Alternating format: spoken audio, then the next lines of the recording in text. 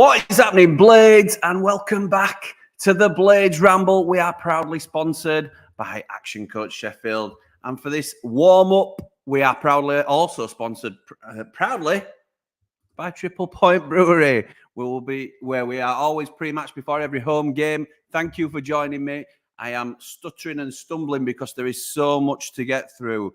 We only like to give ourselves half an hour of a window for these warm-up preview type shows. So, how have we recovered from Monday? We all had a mass. I want to thank you all first for those of you that joined me or that have caught up afterwards with what is essentially our therapy session on Tuesday, 90 after 90. We went nearly 2 hours, went overtime, but people had a lot of things to say and I understood it. Some of them I agreed with, some I didn't, some agreed with me, some didn't. And that's all okay. That's what we're here for. Loads of stuff has happened this week. Loads of stuff. So we've gone from that horrendous performance, inexcusable performance, blame pointed in all directions from fans of the club, pointing towards the owner, the manager, the players. All I think are culpable. Wilder's fronted up. Can't say any other. Whether you think he's the right man for the job or not, he has fronted up and said, it's my responsibility as manager to do better. These players need to do better. Then yesterday, I went online. There was a story from the Times about Sander Berge and his move from United to Burnley, where he allegedly Sander was sold under Hecky's nose, with Hecky having no knowledge about it. I didn't get involved online. I don't know how many of you were in the Twitter space that saw that exchange. I just thought it's cheap. It's an easy thing to sort of say. We're an easy target at the minute as a club, aren't we? Whether you're going for the owner, and this isn't again like me saying it's cheap to target the owner. It's cheap to target Sheffield United at the minute. We are the butt of everybody's jokes. We are seen to be, if you can't beat Sheffield United, then what are you doing? We've been quoted as being a League One, League Two team, a team that's won a competition to be in Premier League. Nobody has anything respectful to say about the club at the minute. And that only further forces not divide amongst the fan base, but frustration among the fan base. We want our club back. And then when you're frustrated, you want somebody to blame. So when an article comes out, like was released in the Times yesterday morning, where it claimed that Sander Berge was sold without Ecky's knowledge, that further riles up fans against the club, against the owner, against the board. Get him out. I saw such hatred yesterday towards Prince Abdullah. And I'd already had abuse myself for my general stance, which everybody knows. I think everybody thinks I'm a staunch Prince Abdullah defender just because I've spoken to him previously. He's been on the channel. I speak to him every now and again. Clearly, I have no say in what goes on at the club. I'm just appreciative that I've got some sort of relationship with the club. I will always come on and give you my honest opinion. And probably because I've got his perspective, I'm not daft. I don't want people to sort of just think that I'm not self-aware and things like that, because clearly it's beneficial to me to have certainly the Prince and other people close to the club that I can potentially speak to about the channel or have on the channel. Of course it is. What I won't do is compromise my own beliefs and spin anything for anyone. I've never once been asked to, can you say this on your channel? Can you get this message out? Can you support us here? I've never had a call to say, well, why did you criticize me there? Why did you say this? Because ultimately, this is about me projecting my opinions and speaking to you guys about your opinions as well. You may be Prince in, you may be Prince out, you may be Wilder in, Wilder out. Whatever you are, that's okay. We've never had a problem with that here. It's how you deliver the message. And some of the messages I saw about Prince Abdullah yesterday were absolutely outrageous. It could be one of the worst owners you've ever had. Don't deserve that sort of abuse.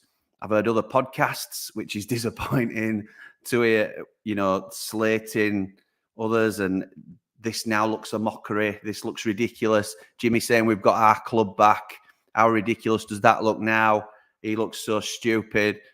I genuinely feel like we're getting closer to having our club back, because today, not only, before I move on to the news about today, actually, that was debunked later by Rob Stanton, who people are always asking the club, always asking them, please involve the local media more. Go through a professional outlet. For those that criticise Prince Abdullah and other communications that come through me or Sheffield United Way, go through the local media, which both myself, who've been fortunate enough to have Rob on the channel. I've been on Radio Sheffield thanks to an invite from Adam. Sheffield United Way have asked the Prince to utilise local media more often. We are on board with that message. It's not a case of keep him away, let's get him on YouTube platforms. I would love it if the Prince was more active and vocal, but that's a personal decision for him. So that gets debunked by Rob Stanton, who gets an exclusive. Somebody close to the club has reported to him it's a load of rubbish, basically. And I'm not going to go into the minutiae, because, again, we're supposed to be on a timer here for this. But ultimately, that you throw enough mud and it sticks. So anybody that wants to believe the original article, that will now stick in terms of, I don't believe anybody now. Who do you believe? It's another notch against the ownership or the board. And it's just not right. And people are just, some people, and it's a minority, thankfully, but some people are desperate and can't wait to stick knife in. And it's just, we should be coming together as a fan base now. It is one of the most pivotal times for us as a club. It's crucial that we get this summer right. Absolutely crucial. And today it appears as though that has started, because we've been sort of murmuring for a while and sort of pushing out the message that, look, from what we hear, recruitment is going to be undergoing a big overhaul. Darren Smith's talked about it on his Twitter account. We've mentioned it here that recruitment is going to be a big area of focus going into the summer.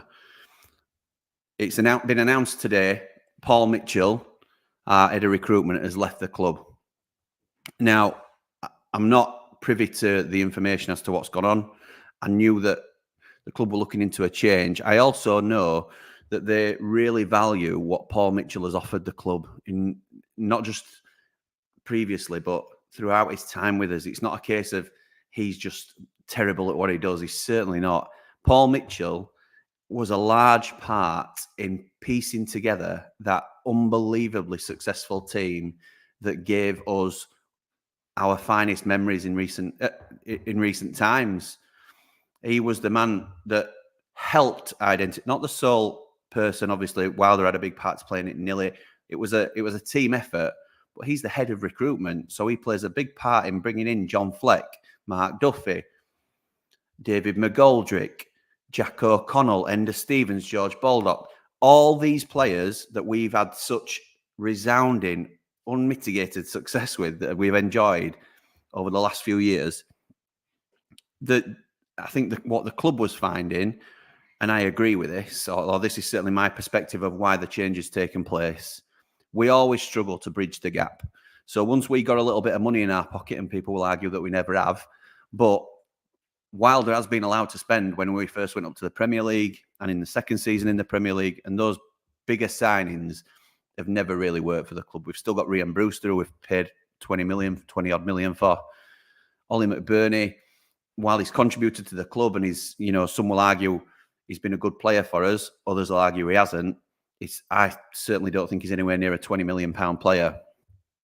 So these signings have not proven to be successful, and to bridge that gap, I feel the club thinks that we need a revamp of our infrastructure in terms of recruitment. From what I understand, the medical department is not far behind, because it is not right that you have the amount of injuries that we have throughout the season. There are big changes coming to our club, really big changes. And not just the medical and the recruitment, but today they've announced that after 3 years of negotiations, in fact, let me see if I can get the article up now, because you'll all be aware now that it's been announced. After months of detailed discussions, United are thrilled to announce a deal has been struck to significantly enhance the club's off-field infrastructure. After months of detailed discussions and planning behind the scenes, we can confirm an agreement is in place to purchase the land for the development of a new first-team training centre. I'm not going to read it all, but it's going to be a new state-of-the-art training centre, which will include 2 full-size Deso pitches, additional grass and all-weather pitches, first-team offices, a gym, and potential player residential accommodation. Further details will follow in due course. The club will also retain the current training headquarters at Shirecliffe, which will solely be used by the academy, with further scope to develop the site towards the long-term end goal of achieving Cat 1 status. Absolutely brilliant news. And that answers some of the questions, not all by any means, but some of the questions as to where is the money? Where's the money going? Where are the finances? Well, in our interview earlier in the year, I think it was just end of December time, the Prince said we are investing in the infrastructure of the club, and there was going to be an update that hasn't yet come direct. I assume this may well be it from Stephen via the website. This is what we're talking about. So we now will start to build an infrastructure that is more sustainable for the club long term. We have sacrificed transfers and players on the pitch this season, which has left us with a painful experience in the Premier League. A squad not good enough, quite frankly, not anywhere near good enough. And because of that sacrifice, we've not only addressed the financial shortfall situation, which there may still be a couple of wranglings to work out, but refocus that finance into the longer term future of the club, which is part of the sustainable model. That's the benefit of not buying your expensive big players and moving to a sustainable model. The reward for promotion has been the improvement in the infrastructure. So I've gone 12 minutes already. Apologies for taking up so much time with rambling on, but that's what I'm here to do. We have, of course, got a game. Before I go into your comments, we've got a game at the weekend. Players' confidence back onto pitch matters is on the floor. So Wilder's been talking, and again today in his presser, been talking about, is it time to blood the kids? I'm going to ask you, what's your team? And I'm going to show you mine. This is my team. And it might surprise a few of you. I've gone Big Ivo in goal. Anel, Jackie Longthrow, and Trusty at the back. I don't like any of them at the minute. Robbo gives everything he can for the shirt. I think that sort of makes him passable and probably our best defender this season. Anel has been poor for large chunks of the season, and Trusty just has not done it at all. But in a scenario where beggars can't be choosers, this is the best we've got, and I think we need 3 at the back rather than 4. And I mean that by being able to batten down the hatches and go to 5 with Baldock as my right wing back and Ozzy as my energetic left wing back again, because we're out of options, aren't we? So love George Baldock. Hope he's fit enough to start. I mean, I'd be doing everything I can to re-sign George Baldock in the summer. In the middle is where the biggest changes are. And look, this may be harsh on Tom Davis. I didn't think he did too badly. But I think you've got to reward players who come in and do well. And these, particularly the 2 that are coming in, Brooksy and Blaster, these are the future of our club. And yes, that we might get inconsistent performances from them. It might end up overawing them. It might end up overwhelming them. The fact that they've been thrown in at the deep end, sink or swim, if you like. And if that proves to be the case, then we can manage them as we go. But desperate times call for desperate measures, and this may just provide a bit of an injection for us in terms of life and pressing and, you know, all these stats that we are miles off. Fitness hasn't been great. Gus, I'm persisting with Gus. I think hopefully he's with us next season because he's proven in the Championship. We need to find a system that accommodates him, but he also needs to up his own levels as well. So Gus has been hugely disappointing, I'm sorry to say, so far, but I've got to back Gus to come good, and I'm really hopeful because I know what a player he can be. James McAtee, probably the only one that can hold his head up right high recently, but he's not hit the heights either. He's not going to be with us next year. But I think he's one of the few flair players, the creative sparks that can, and he runs at players. He draws a foul, he draws a challenge. So McAtee definitely gets in, and he's just behind Will Asula, who I thought looked night and day to McBurney on Monday night. Came on, absolutely hounded and hassled the defenders, exactly what you'd want him to do. I think he's earned his shirt, Asula, because Archer's not going to be fit. Some of you might be screaming, what's happening to Ben Brereton Diaz? He's not been back yet from, hopefully he can get some more minutes. Wilder at him, but I think he's going to be more effective as an impact sub. And I think I spoke about this before, and again, I've been slated for it. I think we're a better team without Ben Brereton Diaz in there. And that's a big statement to make, because I think Ben Brereton Diaz forces you to play a certain way, and I don't think that complements our style. That's just my opinion. I'm not saying he's not a better player than what we've got, because he clearly is, but I think he forces us to play with a three up top, and we're not quite strong enough in the rest other areas of the pitch to be able to do that. Right, finally, 16 minutes in. We're probably not going to make half an hour. We're going to have to go a little bit over because I want to get your comments in, but we're going to get to your comments. So David starts us off. Good evening, pal. News about the HSBC land for training is top news. Played cricket and footy there many times, ideally located in better side of the city, and will once done will be a top selling point. Explains the lack of money on the squad thus far. Up the Ramble, up the Blades. Top man. Cheers, David. Mr. V, good evening, pal. Hope you're okay. Really can't see us getting anything at Bournemouth, although I would hope to see more fight and pride as professional football players who get paid very well. In my optimistic mind is deflated and defeated. Yeah, mine too, Mr. V, to be honest. I try my best to be optimistic all the time, and wherever I can, I'll lean towards a positive result. I think we're really going to struggle, to be honest, at the weekend. And although I hate being without United, I hate not watching us, but this prolonged break that we're going to get over the international, is it nearly 3 weeks we get? It's probably good for the squad. There you go. June, why have you got a numpty on your subscriptions? So this relates to a comment that was in here before we went live. June spotted him, banned him. It were a Wednesday night that had jumped in. This is one of the reasons we try and limit it, because we only limit it to subscribers that can comment. So a Wednesday night has had to sit in here for 5 minutes as a subscriber to comment, and we spotted it before we even went live. So majority of people haven't even seen it. So that's what they're up to on a Thursday night. Wow. Tom says, hi, Jimmy. What situation are we going to be in if the Prince doesn't sell the club before next season? Mitch looks like the start of a clear out up the Ramble. I think we're starting to get on the right path. I like to think that anyway. That's me being the optimist that I am.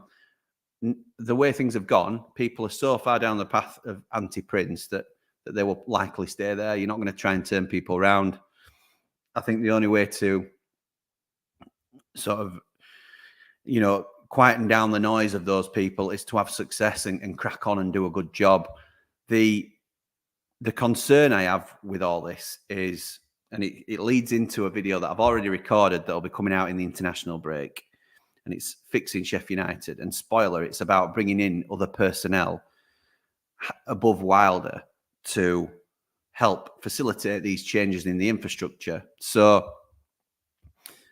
my problem with this is going to be getting the right people in. I love the fact that we're getting people in and sort of rejigging it and having fresh ideas, but they've got to be the right people. And the problem I've got with it and the concern I have is they could be great. Everybody's talking about Jay Sotic. Sorry, Jay, because I can't say your name properly. I apologise, pal. Spoken to him a few times as well, and a really nice guy, and appears to be very good at what he does at Luton. For those that don't know, been on Blades Pod a couple of seasons ago as a regular presenter, and then through being fantastic online at sharing analysis and analytics and things like that, Jay got a job within football, firstly at Peterborough, then moved to Luton, and he's now quite high up in their recruitment. And so people are saying, because he's a Blade, get him in. young lad, full of energy, really bright kid. That may be a great move to make. If we don't decide to go down that route, and let's be right, Jay could be in Premier League next year and we might not be, so why would he make that move? If it's somebody else, we're not going to have heard of them, whether that's a technical director or a head of recruitment or new scouting staff. The chances are we're not going to know their body of work previously. And even if we hear about it, it might not jump off the page as being brilliant. Like when you get a manager, you can track his previous history and sort of say, yeah, he's good there because he plays that style of football. He does that. These behind-the-scenes analytical people, you're not going to know their track record. So if it doesn't go well in the first few months, people may well turn. And I really hope that doesn't happen. That's my only concern with it, is that I think we have to hit the ground running because of the amount of work that needs doing. But for me, I'd be poaching an already established team or a successful team, or certainly headhunting individuals that we know have done a superb job. I think Plymouth have made some great signings over the last season. You look at likes like Morgan Whittaker, they got Finn Azaz on loan. They brought Mike Cooper through. There's other players that they've got that are making the step up. Pluck whoever's the man behind that, stick him in our team. Just cherry pick who we can from, no disrespect, smaller clubs, and put together a super team that will hopefully do the business for us. Anyway, I'm rambling, but it's exciting, isn't it? It's exciting to think that we have a chance of changing things here. I wish the season had ended, says John, without us taking another heavy defeat, but I can see us taking a couple more. Yeah, it's have we got through that terrible period? As it now, have we had to go through that? It's got worse before it can get better, or are we going to limp to the end of the season? So it's yet to be seen, isn't it, pal? Evening, Ian. Nice to have a bit of positive news. Absolutely right, it is. Hope there's more to follow before the end of the season. We need to move on quickly with the medical team now. Don't forget to like and subscribe up the Ramble. Top man. Cheers, Ian. And thanks for your help with modding, pal. Very much appreciated. Hello, Jimmy. Hello, Gabe. I think you're our second ever Rambler. So very much appreciated, pal. Hope you're good. Drives me nuts that I see us getting so much stick in the media when we're on level points with Burnley. I know, but I get that. And a couple of weeks ago, I could have joined in with that argument, but getting beaten at home by 5 or more 4 times on spin, I can't defend us as being on a par with anybody. I think we're one of the worst teams that's ever been in the Premier League, unfortunately. Now he's gone, hopefully we can buy the opposite of Rian Brewster. Look, for every Rian Brewster, I'll raise you a Paul Coots or a John Fleck. Paul Mitchell did a great job for us. And just because he might not fit with where we're going in the future, I've got it on good authority that we'd have been happy for Mitch to stay as part of the team. It's just, we wanted to move in a different direction with the infrastructure. He obviously sees himself going in a different direction. So absolutely fair play. And I think it's good that he's leaving now when, there's no window. The window's gone. We now need a new face in to plan early, because we know what division we're going to be in, don't we? Let's be right. To plan early for this coming season. Next year is where the big rebuild starts, says Andy. Absolutely right it is. What a coincidence that as soon as criticism of the Prince is going, we sack the recruitment manager and announce the training ground. Is that a white elephant? That is a white elephant if I've ever seen one. Happy Chappy, you are never happy.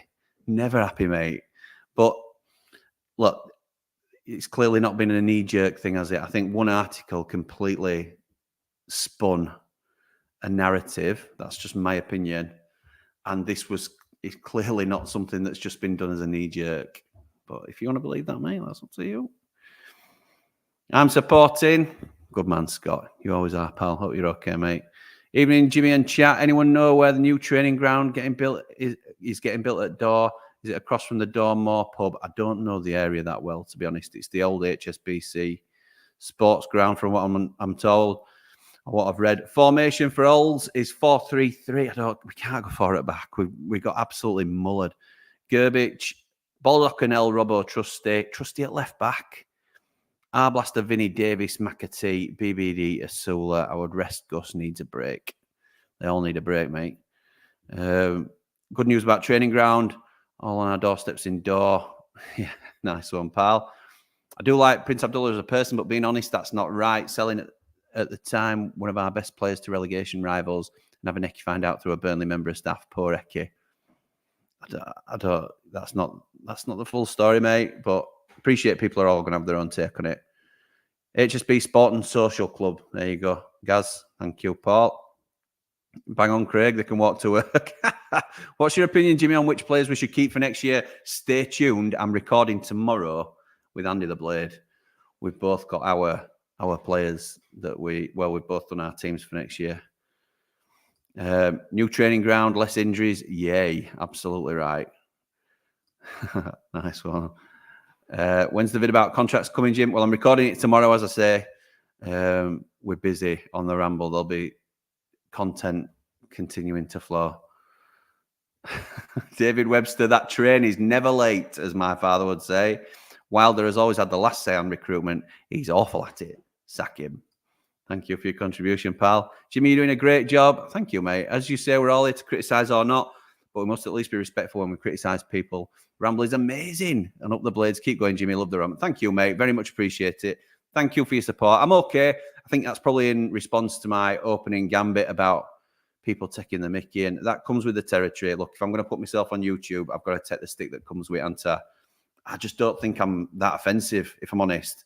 I give my opinion, but I'm always open to hearing others. Despite what people say, that I can't take somebody else's opinion or criticism, or I feel like we try and offer an open and inclusive platform. That's what we're about. So thank you, Al. Appreciate that, mate.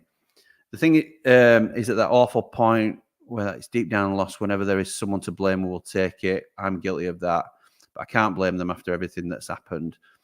Evening, Jimmy, says, Tom, what are your thoughts on how our recruitment has gone from exceptional pre-first Premier League season to diabolical, with a few exceptions since? For me, a big question mark over Wilder's transfers.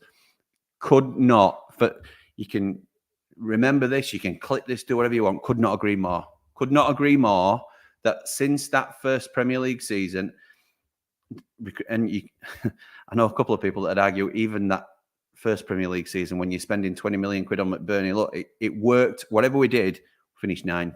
Cannot argue. But 20 million quid on McBurney is a lot of money. 10 million on Mousse, I think, paid for himself, if I'm honest. So I'm arguing back against myself. But since that first Premier League season, recruitment's been awful. Absolutely awful. But there's not been a plan from the club. Wilder's transfers, and I always get nervous when we've got a huge pot of money to spend. That's why we're doing this. That's why we're making these changes. There hasn't been a plan in place for the club. Bringing in Slav, who wanted to change the whole formation, then screwing that up and starting again because we had a 3-5-2 squad. Slot Ecky in, who we're used to playing with the player, or managing the players from the under-21s. It was just a hamster wheel, weren't it? There were no plan. Now it feels like we're getting sensible and serious. It's come way too late for this season. Should have been done at the beginning of the season, let's be right. But we're here and it's happening. So better late than never is probably the best way to put that. But Tom, I can't argue with you, pal. Get Jay and let him head up the new look recruitment team. The entire world is against us, and we need them to shush them by making sure summer window gets done right and we have a good championship season and fight our way back to the top, find our identity back. Identity is the key, and it all's absolutely right. Do we have an idea of how long till we achieve Cat 1? No, there's no time scale that's been given. I can try and find out because it's something I've been asking. Get Solskjaer in, as he mentioned that he wanted Haaland for 20 million when at Man U FC, when at Man U. On the overlap, better than what we have, nothing. Whatever the weather, stormy or bright, I'll always be a Blade because you know they're all right. Top man Blade Runner. Watch the season ticket sales next season to see if we've got our club back. It'll be down nearer 10k than 20k. I think there's going to be a drop. That's a natural thing to happen when you drop out of the Premier League, because you'll get people that think, oh, well, they're sometimes 50-50. There might be match day goers. Yeah, I want to go. I want to see Arsenal. I want to see Man City. I want to see Man United. So there's always going to be a drop when you come down from Prem. I'm expecting that. But let's be right. We're going to see more wins next season. I'm pretty comfortable in saying that because I'm pretty sure we'll get more than 3 wins next season. So it'll be a more enjoyable experience. If not as glamorous, it'll be more enjoyable. So season tickets is one thing. I would probably say judge us more come the attendances at the end of this next season to see if it's been a success or not. Swap Davies for Brooks, and I would agree with your team. Yeah, maybe so. I can't. I'm not harsh on that. This is the first time I've heard we're actually got the agreement in principle to purchase the land we wanted, and the description of what is planned is very exciting and really positive improvement. I agree, Mr. Vancouver. Certainly agree. If I'm Chris Wilder, says Connor, I honestly wouldn't have the heart to expose our kids to the state we're in, but I hope we can have a good performance this time against the Cherries. Up the Blades, up the Ramble. Top man. Gus needs to get his finger out of his backside, says James. Absolutely right. He does. He's not done it, has he? He's not done it, unfortunately. It's so frustrating because we know what a player he can be. And finally gives me something to smile about. That's good. If you look at our team, that's a brilliant championship side. A shame a lot of them will leave, like Maka, Burton Diaz, Archer. The list goes on. Be tempted to play Davies for Gus. Maybe. Give One a run out. Has he done enough? Ryan, I know he looked at an amazing prospect. I don't know. It's an agreement in principle to purchase, not an agreement to purchase. It's like, yeah, but it's like a mortgage in principle, isn't it? From what I understand. So I don't think we'd be announcing it and putting ourselves in that sort of position, particularly with the fan base's feelings on as tentative as they are at the minute.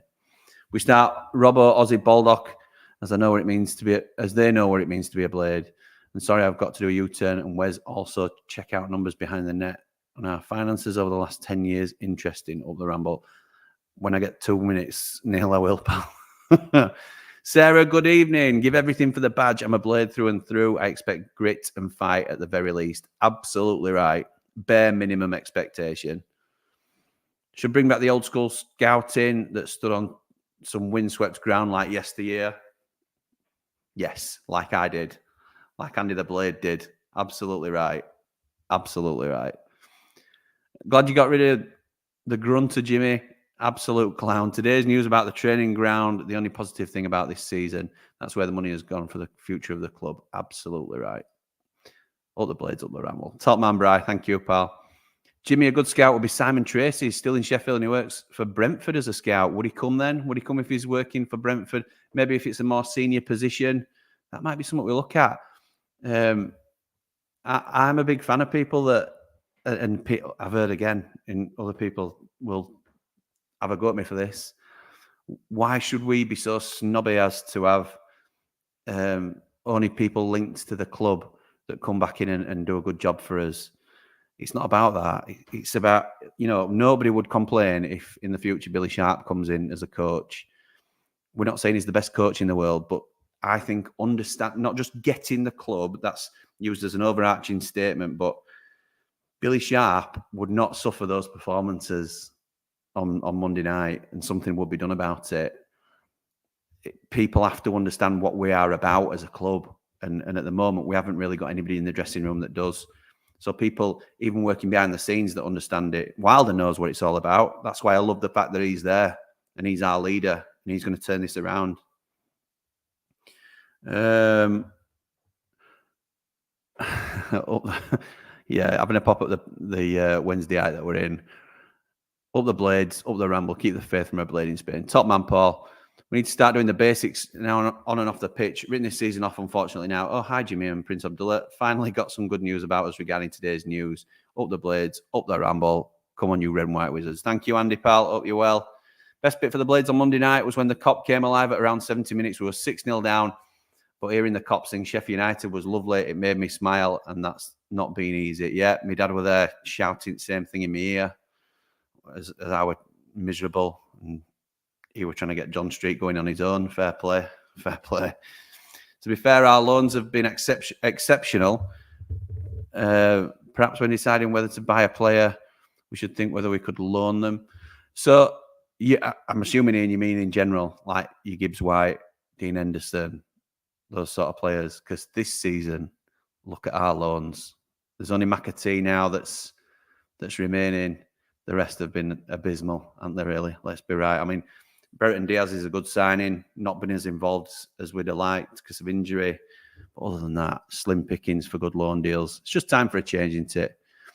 Anyone who criticises Jimmy Rambles is ridiculous. The nicest man who gives a great analysis about the greatest football club in the world. The greatest. Well, this is. Ugh. Thanks, all. Appreciate it, but I can't. If I'd have seen that before, I probably wouldn't have read it out because it's a bit self-indulgent, isn't it? Thank you, though, mate. I very much appreciate the compliment. Hey, up, Jimmy, says Sean. Keep up the good work. Up the blades, up the ramble. Thank you, pal. Hi, pal. Like the team you put up, but I'd change Baldock instead of a Nell and play Curtis at right back. I did think about that. I thought about, not for a Nell, I thought about moving everybody across and dropping Trusty and putting Curtis in. But how many kids do you want to put out there? Because it could end up being a mauling, couldn't it? But I get it. I'm not bothered about the team he puts out as long as they make an effort and break a sweat for this great football club. Absolutely right. I'll finish it off here because I've seen your next comment and I thank you for that. But do you want a Steel City derby next season? I am firmly in the no derby camp. No, I hate Steel City derbies. I won't want to do a preview. I've got a plan for match previews next season. And I want to be working with other channels and things like that to do that. Steel City derbies are awful. We could be flying high in the league. Hopefully we are. Form goes out of the window with derbies. Just cannot stand them. Losing them is not worth it. It's just not. It's not worth the grief that we go through. Anyway, so that is where we are. That I've tried. We've not done bad, to be fair. About 37 minutes. Thank you, everybody, for joining me tonight. So let me know your score predictions in the comments. I'm going, unfortunately, and it's not like me to do this, and hopefully I'll get a bit of optimism back after the break. I'm going for a narrow 2-1 Bournemouth, and I don't do that a lot. Listen, if we can upset the odds and pull something out of the hat, then I'll love it.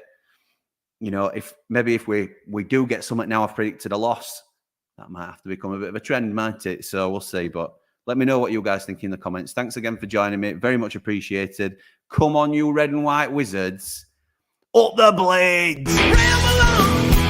Gustavo Roma into the top